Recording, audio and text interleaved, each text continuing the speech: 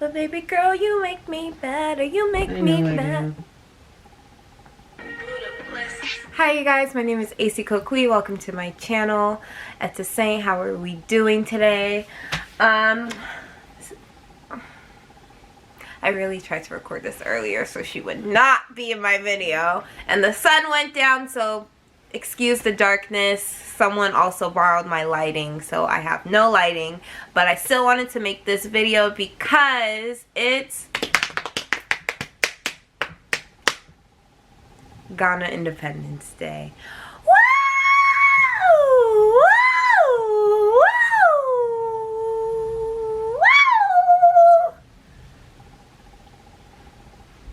So, my beautiful country, Ghana, has been independent for 63 years. Man, 63 years. We lead in the pack.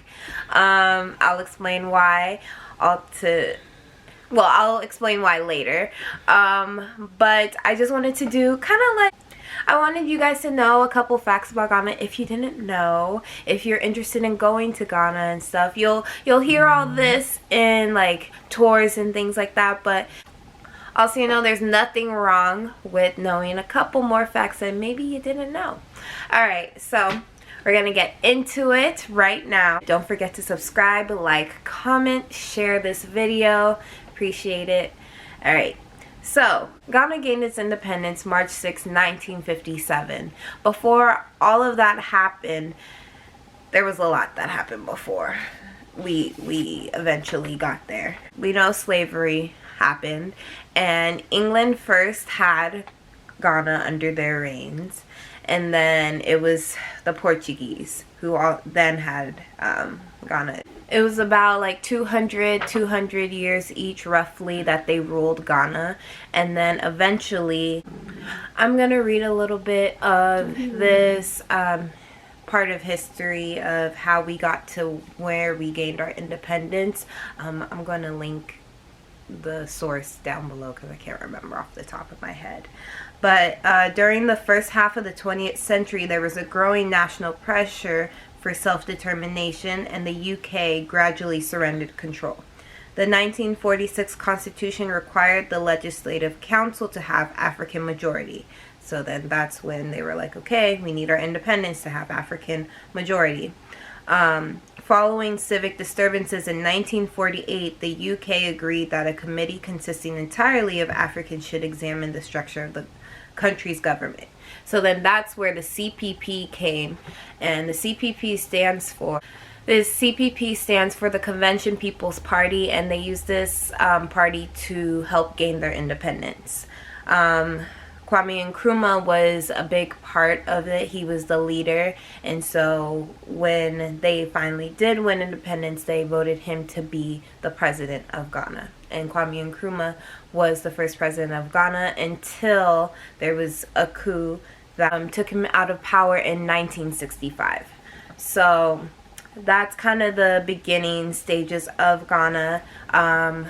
If you want to learn some more, there are a ton of books that I will link down below of Ghana's history and stuff like that. But I just wanted to give you just a little bit of how Ghana started. It wasn't the greatest, but we have thrived, we've survived, and we're doing great and gonna get even better. So next I have a couple of facts about Ghana that you may not know. So Ghana is in West Africa. So the time zone, basically, we're 9 hours behind. Is it 9 or 8? We're 8 hours, not 9. We're 8 hours behind Ghana. So they're ahead. They're in the future. They've already lived today. The weather in Ghana there's only like really 2 different types of weathers. We don't have all 4 seasons. So there's either rainy season or dry, hot season. Or maybe, don't say they don't have all 4 seasons. Maybe we just have too many here. Maybe. So our summertime in America is, you know, it's hot and humid, depending on where you are. But in Ghana, our summertime is their rainy season. So that's the time that I always used to go, was rainy season. But rainy season doesn't mean that it's cold. There can be cold nights and cold days with rainy season, but most of the time it's warm. It's pretty warm while it's raining, which I love. I love that type of weather. So, but I recently just went to Ghana in December, and that is their dry, hot, very humid season. And converted, the weather was about 90 degrees, and it wasn't that bad. I was outside a lot, but yeah, it wasn't that bad to me. It's humid, and it's not like the sun is beating down on you, but it's more of a humid type of hot. Yeah. Well, the capital of Ghana is Accra. In Accra, we have a lot of different things. There's a lot of markets. There's Kaneshi Market, Makola Market. Yeah, I think those are the two big ones. There are other smaller ones. And we have Jamestown. Jamestown is where they have the, what is that called? Lighthouse? The lighthouse? Yeah, the lighthouse is in Jamestown, but they also have the Chalawate Festival. So if you're there in August, that is when they have the Chalawate Festival. It's just like, kind of like the festivals we have here. Vendors are all around. People are dancing, laughing, drinking, having a good time. So Chalawate Festival is really fun to go to. Never been, but that's what I hear. There's also different universities. The University of Ghana is there. Both of my parents went to the University of Ghana. I've also visited there, and it's a great campus to see and go explore. Or if you want to go to the University of Ghana, I know there's a couple of study abroad programs that you can go to. You can go there. It's a very bustling city of Ghana. I haven't really been to many other places in Ghana other than Accra. So yeah, Accra is like where I basically grew up. And there's the canopy. The canopy. That's in Cape Coast. I know. Are you going to talk about it? Yeah. So languages. There are a bunch of languages in Ghana. Like, I've read somewhere there's maybe 200 different dialects. Doubt it. Don't know if that's true, but there are a ton of different languages in Ghana, and the main ones are Twi. That's what my family speaks. Ewe is also what my family speaks, but I don't speak that. What else? There's Ghana. Yes. If you didn't know that, I knew that. There's Ghana. Goes to Ghana one time. There's Ghana. There's Ewe. There's Fanti. And yeah, those are a couple of different languages that we have in Ghana. Isn't Fanti just another type of Twi? It is, but it's different. I feel like Fanti Twi is a dialect. Does that make sense? But Twi is a language. But there's the Fanti people. Are they Ghanaians? Yeah. So I feel like I don't know how to say this, but like, to me, it seems like Ewe, Ga, and Twi are languages. And Fanti... Is Fanti Twi close to Twi? It's what? Fanti Twi? Yeah. Like, if you heard it being spoken, you could tell that it's Fanti, but you wouldn't understand every word. Mm-hmm. Then that's a dialect, as I know it. I don't know if I know the truest definitions of what a dialect is. Yeah, I'm not sure, but if you guys do know, if there's any Ghanaians okay, look. So a dialect is a particular form of a language, which is peculiar. Oh, sorry. Edit that out. Which is peculiar to a specific region or social group. Yes. Okay, but we're talking about Fanti. So exactly. Search so specific. Search Fanti. Is Fanti a dialect of Tree? I think it is. If it says Fanti dialect. Okay. So maybe it's a dialect. If it is, not sure, but if you guys do know, if it is a dialect or if it's its own language, please educate me and the rest of everybody. Would love that. There are a lot of foods in Ghana that are just so bomb, and I'm so upset I didn't even get to eat that much when I was there. But my favorite is red. It is black-eyed beans or peas. Yeah, what? And this red oil called palm oil, which we use in a lot of our food. And gari, which is like ground cassava. And you can add plantain or fish or chicken to it. And it's just so good. So good. There's also a lot of Ghanaian foods are known for like the stew. So we have different types of stew. You know, we have, you know, chicken stew. There's the fish stew. It's just the stews are what make Ghanaian food just so good. Like spinach stew, so good. I will eat spinach stew forever. But I don't like spinach like that on the like any other time. But Ghanaian spinach stew is so good. We eat plantains, like I said. A lot of our things come from cassava, like gari, and then there's banku, which is like made into a ball. There's fufu that you guys probably have heard of. And kenke, which is a little harder, and there's shita, which is like a very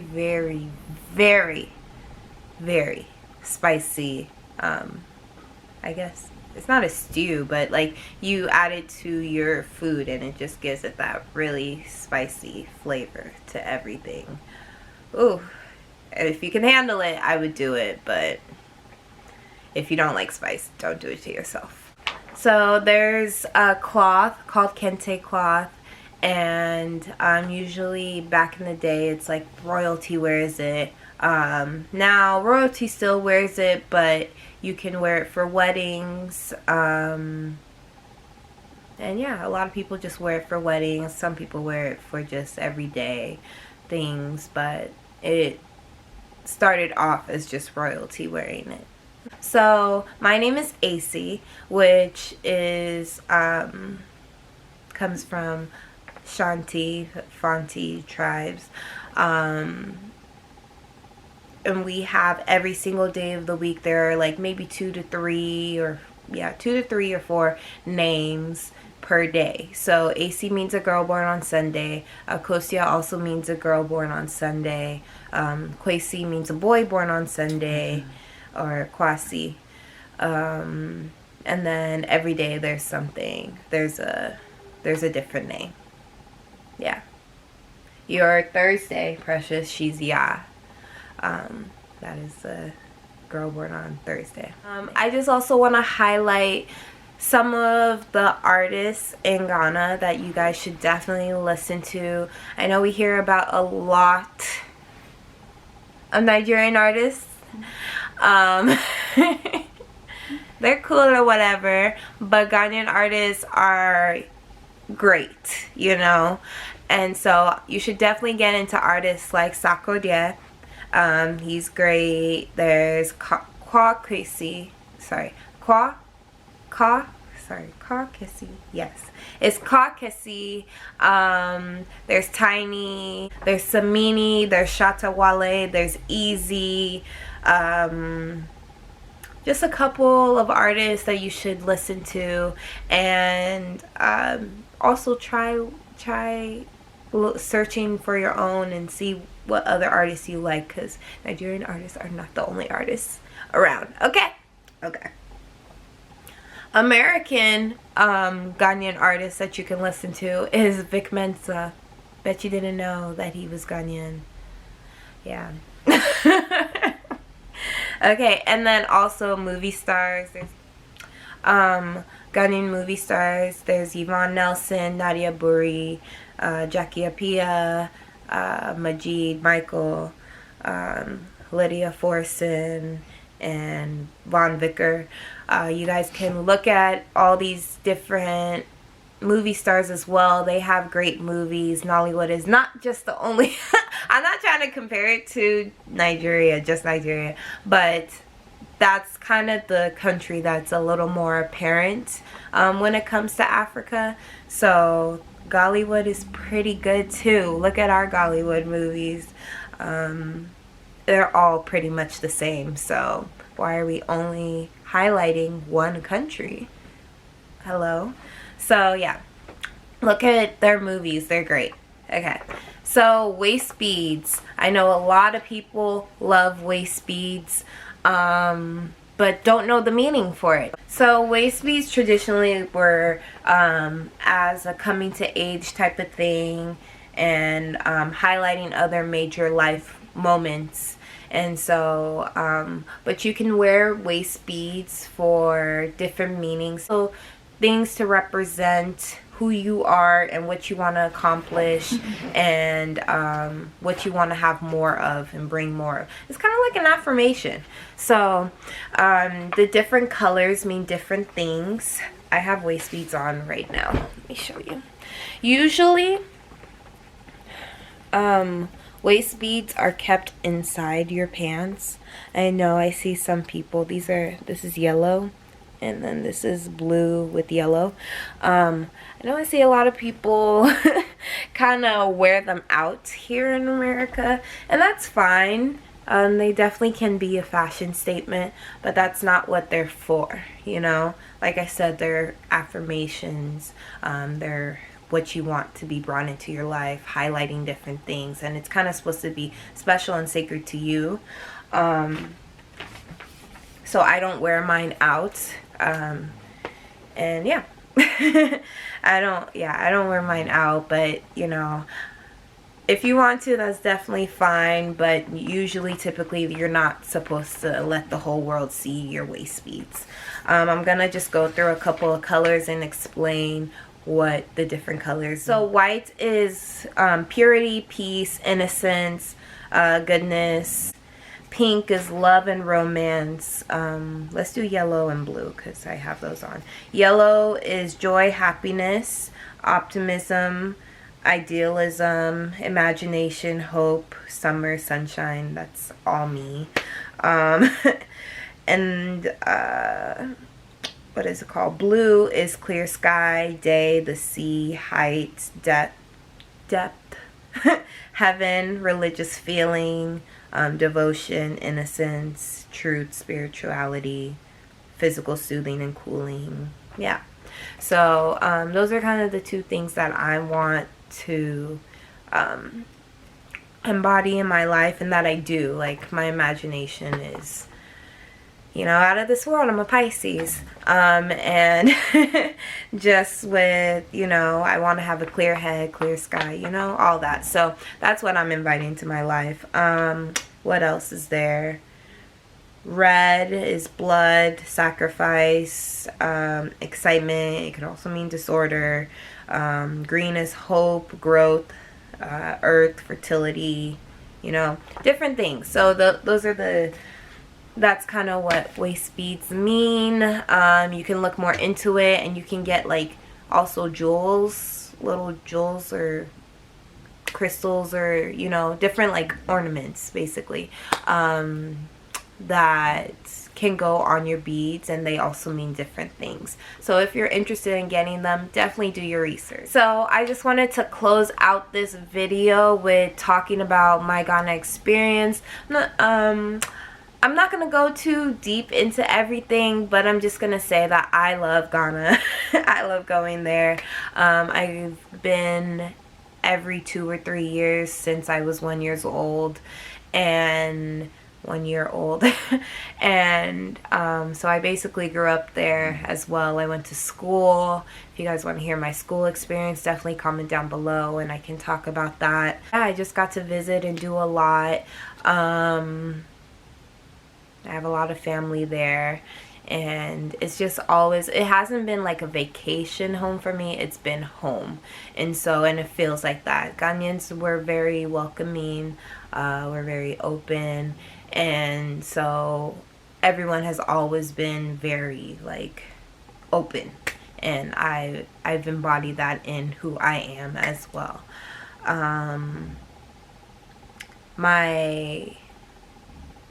I visited the slave castles. If you've ever gone to Ghana and haven't gone to the slave castles, definitely go. If you're going to Ghana, visit the slave castles. They talk about the history of slavery, how it all started. I know I just went into it a little bit, and but they definitely go way more into it. I went to Afrochella this past December, and that was great. If you haven't watched my Afrochella video, definitely go watch that. And just, we have a lot of different concerts, a lot of different things. Afrochella was really fun. There's Afro Nation was there too. I don't know if it's coming back this December, but yeah. And there's a lot of different things that you can go and see. There's a Cancun National Park, there's the Abri waterfalls, the markets. Like I say, you could get so many things for so cheap, like so cheap. I don't even know what to say I got, but just like the shikis, shirts, pants, outfits, you can get it for so much cheaper. I say if you're going to all these touristy spots and you see clothes there, or you see bracelets and necklaces and you're like, wow, I want to buy it, I say don't do it there. I mean, it brings some money, but the market is where you can get those for like 5 times cheaper. 5 times cheaper. That's why I kept telling Precious, I was like, no, don't buy this here, don't buy this here, don't buy this here. And she was getting mad at me. But then when we went to the market, we got everything for cheaper, way cheaper than it would have been. So yeah, that's a little fun fact or something to remember if you're going. You guys want me to talk about like different stereotypes or things to that people think to expect when going to Ghana but actually should expect, I can make that video as well. But I just wanted to say happy Independence Day to my beautiful country. Oh my gosh, I don't even think I said this in the facts. We were the first sub-Saharan African country to gain its independence. So that's what I meant by we let the back, you know? And so just congratulations. We've made it so far. We've been through so much. I know I haven't been there from the beginning, but I just know that my people have been so resilient and have been through so much. And, you know, we're not perfect, but we are trying to figure out our way. And Ghana is a beautiful country to go to, so it's a great country to visit, especially if you've never been to Africa. I would say Ghana would be the first place to go. Yeah, and I'm trying to organize some type of group, travel group, so I may give more details about that later. If you're interested, definitely let me know as well. You can email me, my email's in the description box. But yeah, that's Ghana. Happy Independence Day, and I hope you guys enjoyed this video. If you want me to do it about different countries, I definitely can. I would enjoy actually doing that, doing research and learning about different countries, so I can also give you the information and we could all just know this information that we didn't know before, you know? So thank you guys so much for watching. I hope you liked it. My name is ESIKOKUI. That's Precious snoring in the back. All right, bye guys.